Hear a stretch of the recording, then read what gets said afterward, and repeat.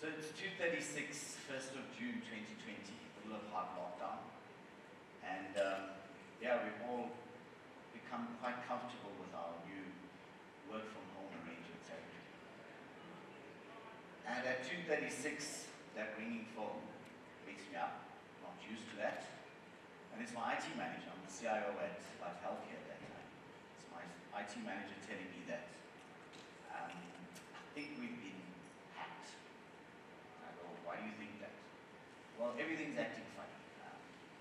Servers are going offline, getting strange messages, firewalls are making all of the noise. So at 3 a.m. we decided we're going to start shutting things down. And by the time I arrived at the office at about 5 a.m., we brought down probably about 8% of the organization's resources.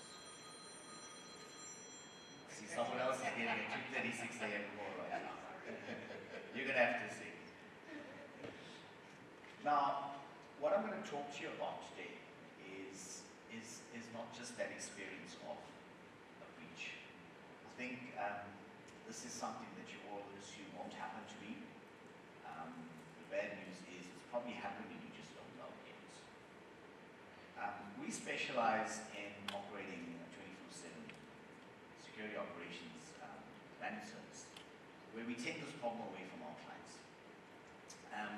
And one of the things that we specialize in is doing what we call incident response, or critical incident response.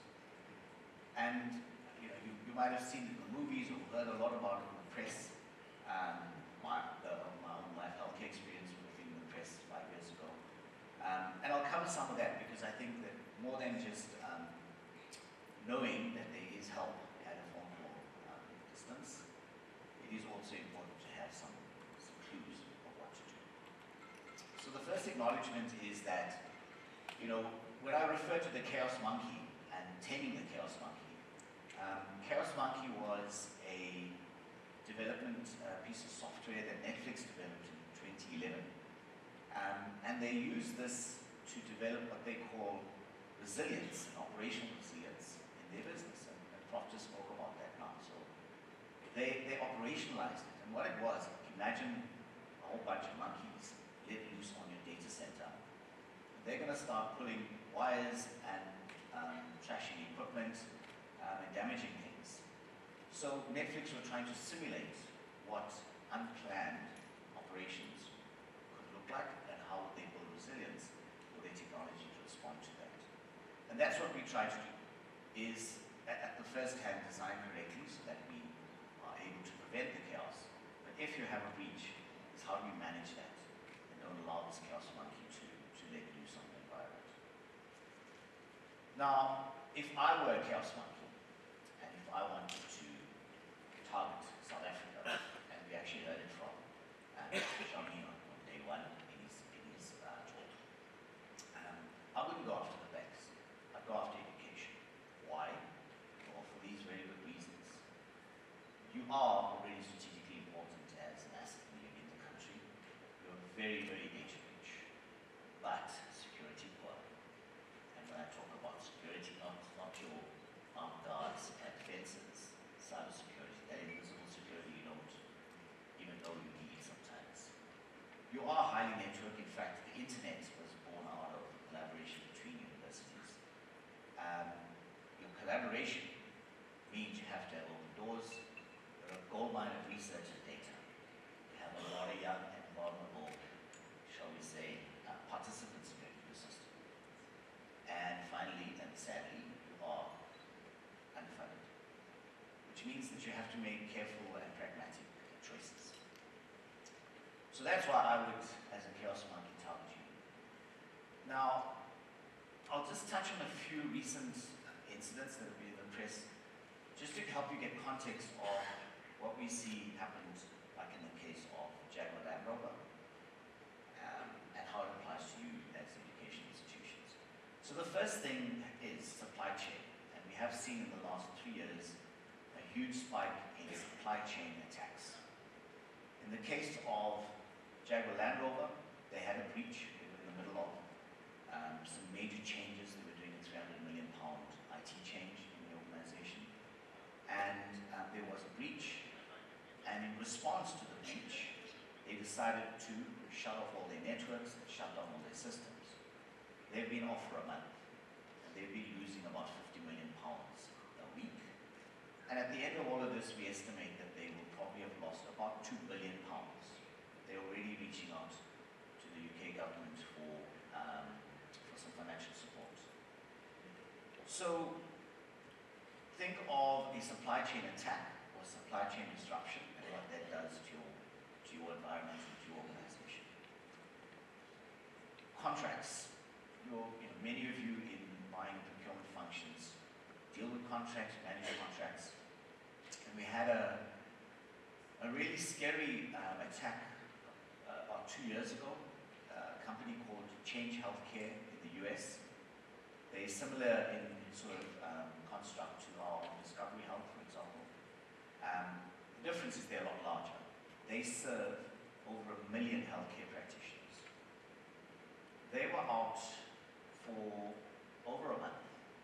And the first thing that happened, or the first impact that was felt throughout the US, was that healthcare practitioners were not getting paid.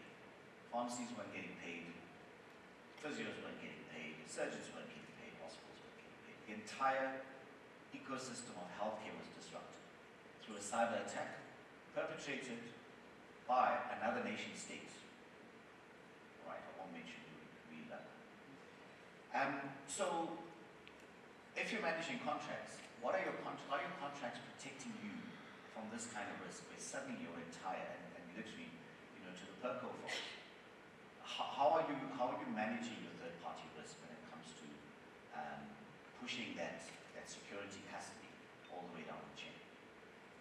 And then finally, a massive disruption in governance. Literally, in your case, your continuity of learning, and even just restoring any kind of trust that you might have as an institution.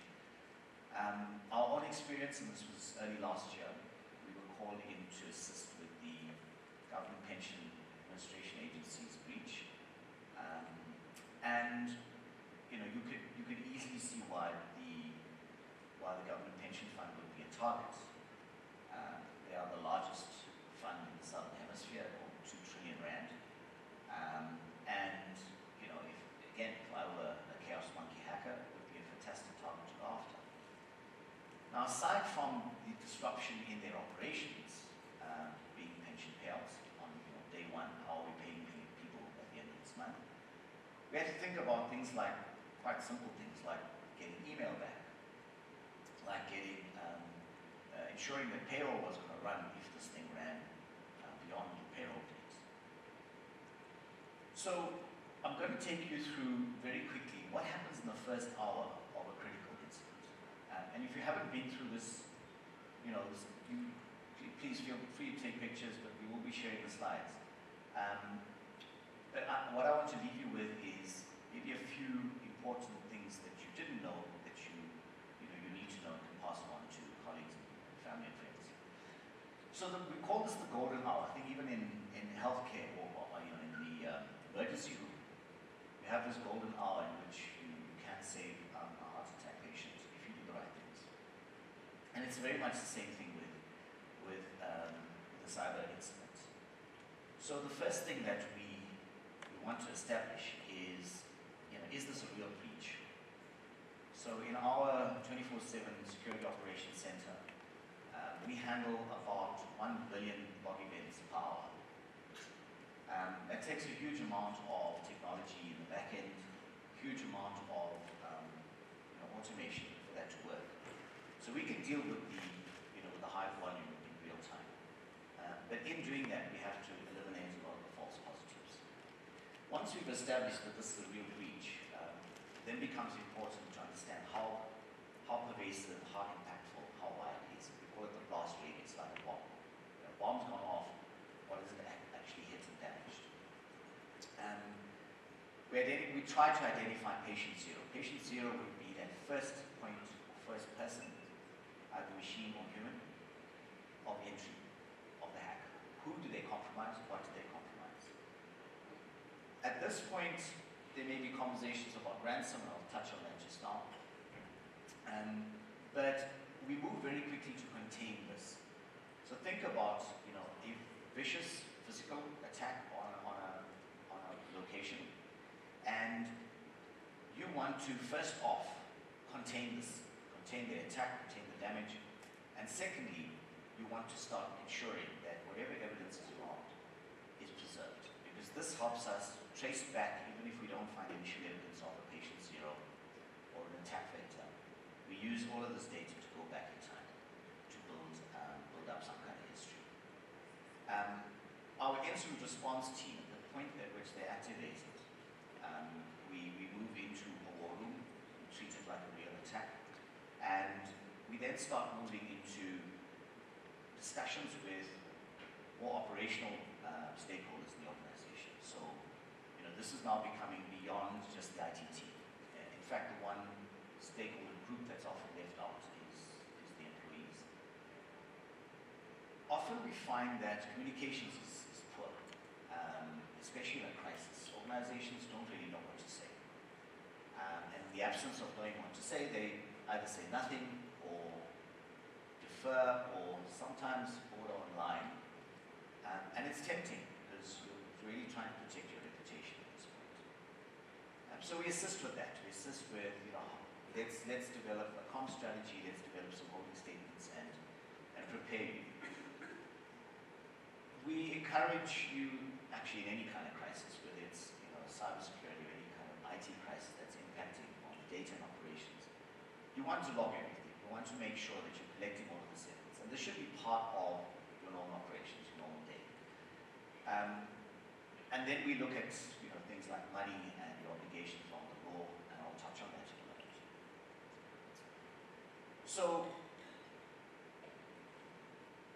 responding effectively is really about, you know, time, managing your time effectively.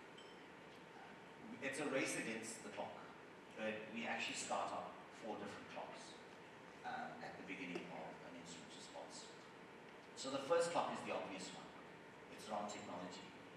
There's been a breach, there's been ransomware, someone's found a ransom note saying you need to pay or else we will publish your data on the dark web. So before we make those decisions, we want to contain what we can see. We want to eradicate what we can see. And we want to start rebuilding the environments that we know are safe. The second clock we run is around the law. So we have, you know, whether we know it or not, we have many obligations around protection of personal information in South Africa, covered by the POPI Act. So that clock starts at the moment the breach happened, and you've got about 72 hours to establish whether there has been exposure of personal information. Very important, you know, I think the regulator used to be a little bit lax on this, and they've now established an enforcement team who are pushing, if something hits the press, they are on your case within 2 days.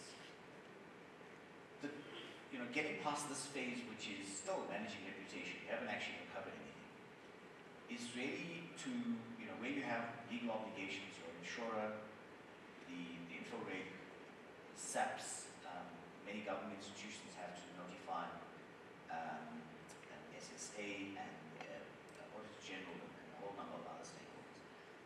Do that quickly. Do that quickly because you want to engage their support, or at least have their knowledge that this is going on. Another clock we want to manage is the money. Now, in the case of the Life Healthcare breach, we were insured for a considerable amount of money. I spent probably from the Monday till Friday evening about 20 million rand in emergency spend. And that was all out of having a level of preparedness, at least in insurance funding, at least in emergency sort of contingent funding, but more importantly, having partners who were able to help us respond to the breach. The fourth clock you want to be dealing with is the story. And there's always a story, right? Whose story are you going to believe? So there are really 3 stories. 2 of them are kind of the same thing. There's an inside story that is kept inside, and it's typically kept to a small group of decision makers, typically your council, your board, your exco. And And then the other two stories are what you tell your employees and what you tell the outside world. And you want to go out with consistent messaging, you want to go out without leaving important pieces of information. So that is critical. And you don't want to leave any space for speculation. I think that's an important thing. In the case of, again, government employees pension fund who are handling breach on behalf of the agency, we were engaged probably 2 months after the breach, and we noticed that this was really not going the right way because the two organizations were already in conflict with what they were putting up on their websites. And as we also saw in the case of the TransUnion breach a few years ago, that entire discussion between the attackers and TransUnion was actually played out in the press because the people engaging were journalists. So you've really got to take control of this because again, it is about managing your reputation.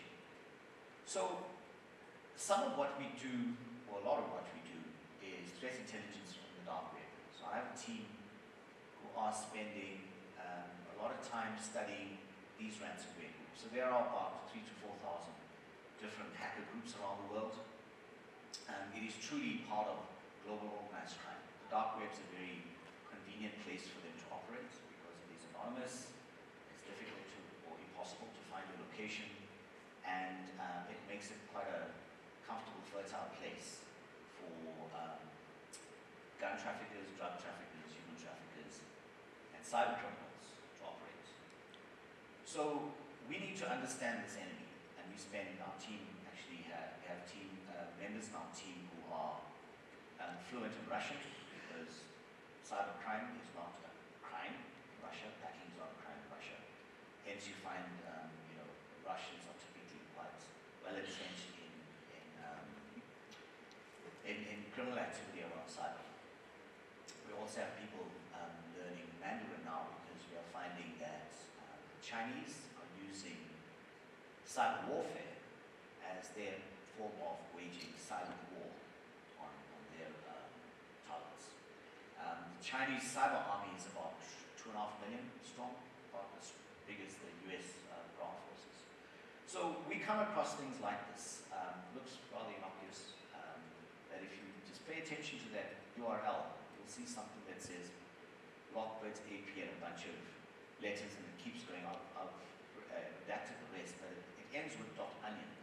That tells you you're on the dark web. So dark web requires a special browser, it requires special tools, and mostly a lot of precaution to operate in because you can be reverse hacked. And this message popped up in May this year. It was from someone we'd seen and heard of before, and you can imagine it's a very sort of dark underworld, mysterious world. So XOXO from Prague has done this before. What XOXO has done before is hacked another hacker group and exposed their information. So kind of, we call it hacktivism, right? So activists who are hacking each other. And they put this up. Now, a panel DB is typically a dump of data of someone's admin panel, someone's control panel. And what they've done was, what XO had done was, they hacked Lockbit. Now, Lockbit has been an innocuous group going around for about the last 10 years, one of the most prolific ransomware groups on the planet. They've made about $200 million in ransomware. And I'm going to show you some of the messages that go between an attacker and the victim when they're breached. So in response to this message, Lockbit, so the owner of Lockbit, the head of Lockbit, he's a known person, Russian, location at the moment unknown, but suspected to be in Russia.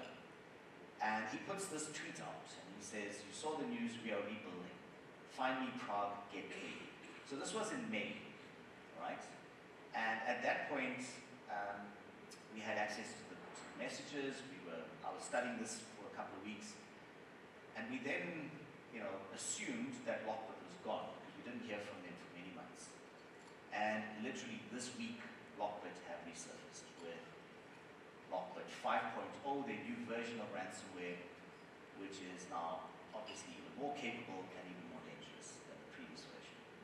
The But just to let you in on the world of, inside the world of cybercrime.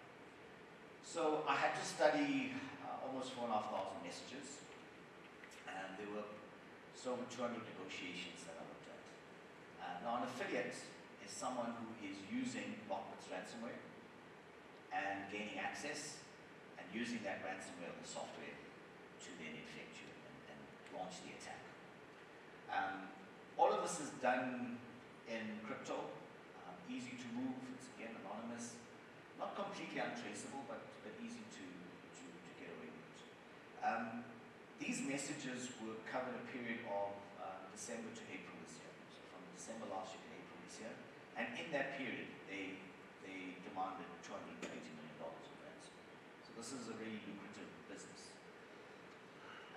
The first thing I found was that even hackers had poor passwords. In fact, their security on their admin environment was really poor. They were using stuff that we last used in the late 90s. So the first case that caught my attention was the case of a small Swiss hosting company. So think of an IT company who hosts 20 clients. That was it, relatively small. And they were breached. And the hacker, and you'll see that the attacker says, at the moment, our team of lawyers is studying your financial documentation.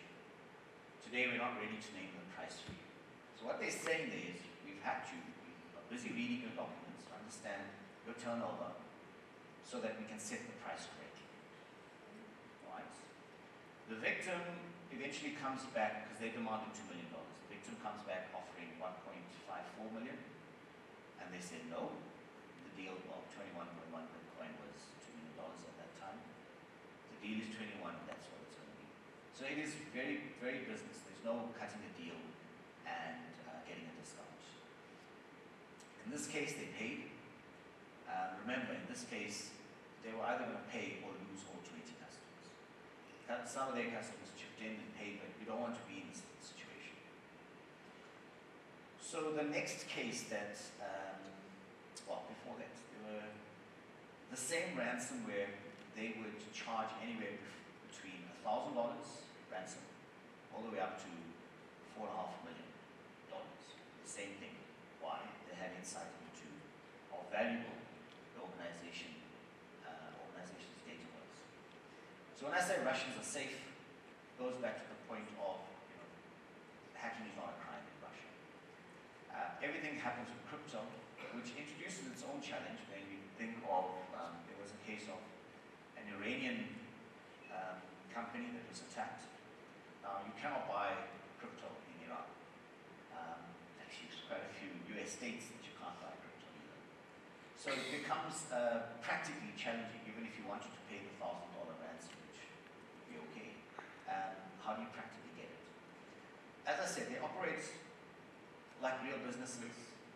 They will give you refunds and money-back guarantees and 24/7 customer care.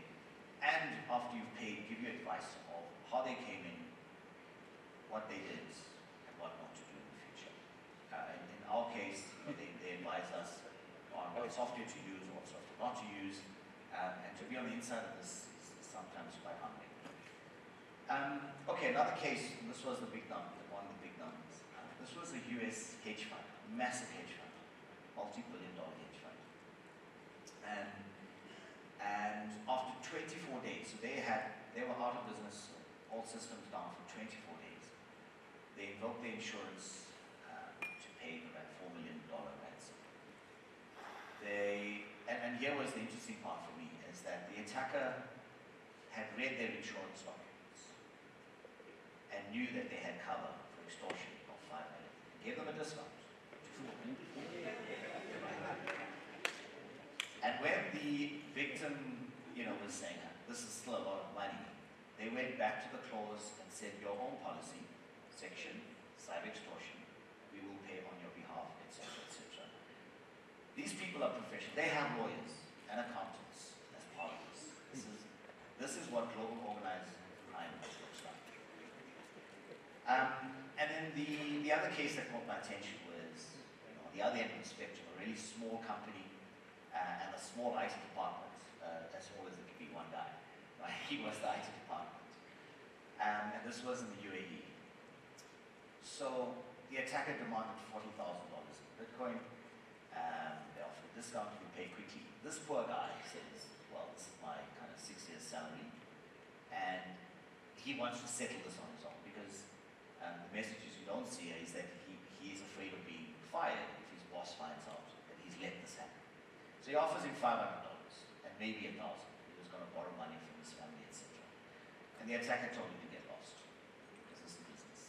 We see the same kind of, lack of emotion or even sympathy. There was a case in the same lot of messages for a public school in Brazil. So you can imagine, it would be similar to one of our public schools here. And the principal pleading with them that, she does not have $1 million, where would she even get $1 million? And, they're a public school. And there was no deal. They would not even consider giving you the data, giving you the keys. It is business. So, where is your hacker? Well, he's inside the organization already. He is hiding. He's got a foothold somewhere. We've created lots of shadows, and the shadows are these gray areas. So if you think in IT terms, anything, or even in business terms, anything I'm not measuring is something I don't have visibility of. Yeah? So we put a big emphasis on having visibility of your assets, your data, behavior of machines and humans. And when we combine all of this, I can give you some kind of picture to say, here's some green, here's some red. The green's okay, and the red needs attention. What about the stuff that I'm not measuring? That's just gray. It's just, like this in the shadows. Can't see it. I believe that the problem's not there. And that is what we surface. We don't want to wait for an attack to surface this, but this is what we surface. When we do an assessment, we help you establish where your gray is, and we bring that instrumentation out. So, in the middle of dealing with the breach, there's kind of two rooms of very different activity going on. You've got, all of IT trying to bring back systems, working 24/7. And you've got the lawyers and the money people and the comms people and the bosses all losing their heads. Because, the first thing is, what do we tell the world? What do we tell people? What do we tell our employees? What do you tell your students? Think of a university that's breached and can't do registration, can't run exams. Or actually there's a service available on the dark web. Anyone wants to actually pop around at our office in Brighton, will show you what the dark web looks like. One of the services I offer is changing your grades, or even buying degrees that you haven't earned. It will be very legit. Now, the people that often get we don't pay too much attention to are the lawyers, the money guys, and the comms people. So these are three critical calls you've got to make in this, not quite the golden hour, but you've got to have decisions and understand who makes these decisions. What's your legal exposure? What are your obligations for copy contact, and what information you need to give them? How much is it going to cost you? Because remember that a breach is going to get costly. The longer you drag it out and the more you misstep, you're probably going to end up with more cost. And ultimately, we say that yes, at the end you may be in a little bit of legal trouble, it may have cost you some money you don't have, but have you preserved your reputation?